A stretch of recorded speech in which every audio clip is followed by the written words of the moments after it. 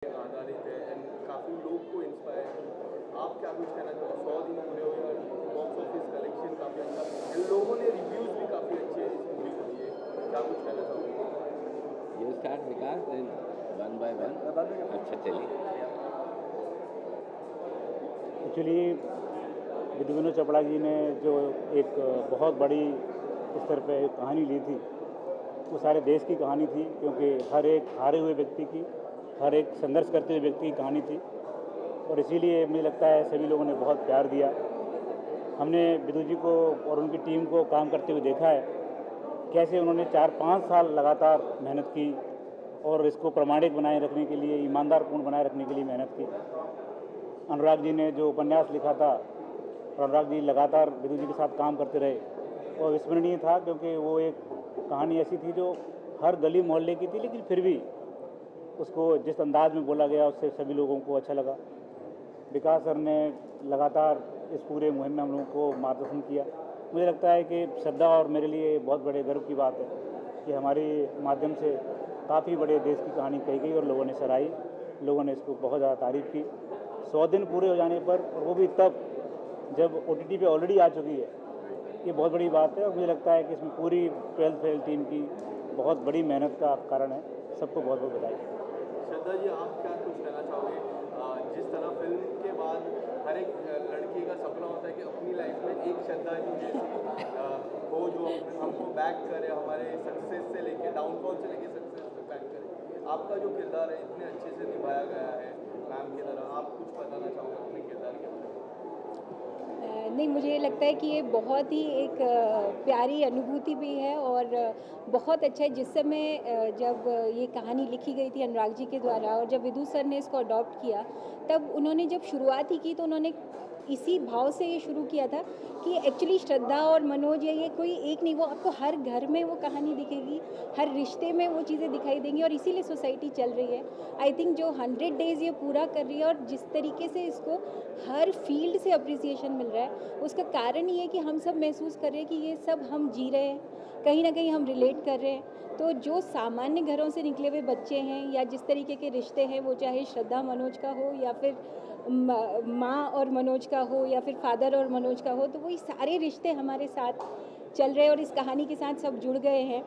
तो विकास सर शुरू से कोचिंग में, जहाँ पर हम लोग साथ में सर के साथ में हमने पढ़ाई शुरू की और आज जो जर्नी पूरी की और अब इस मूवी ने जो 100 डेज़ पूरे किए हैं, आई थिंक विदु सर ने जिस नज़रिए से शुरुआत की थी और जहाँ तक पहुँचाया है, तो हम लोग सब बहुत खुश हैं। और जिस तरीके से सोसाइटी ने इसको एक्सेप्ट किया है और सर ने जो बोला था कि ये जो सिंप्लिसिटी है, ये एक साधारण सी कहानी ही इसको असाधारण बना गई, तो बहुत बहुत खुशी की बात है and thank you very much. ये अनुराग पाठक हैं जिन्होंने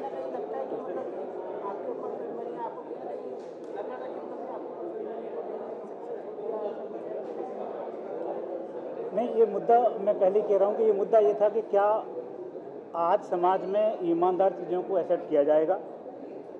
समाज उतना संवेदनशील है और ये हम सबका विश्वास था कि समाज संवेदनशील है और जो अच्छाई है, समाज के जो जो जो ईमानदारी को लेकर के मापदंड हैं, वो पूरे माने जाएंगे। और मुझे लगता है विक्रांत ने जिस तरह की एक्टिंग की, वेदा ने जिस तरह की एक्टिंग की, वो ऐसा था कि कहीं अंतर नज़र ही नहीं आ रहा था। ऐसा लग रहा था जैसे कि वो फिल्म नहीं बना रहे हैं, एक्टिंग नहीं कर रहे हैं, बल्कि जी रहे हैं।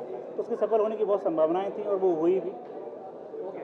ये अनुराग जी हैं जिन्होंने लिखी किताब। इनसे पूछिए कि क्या भुगता इन्होंने कहानी जब किताब की।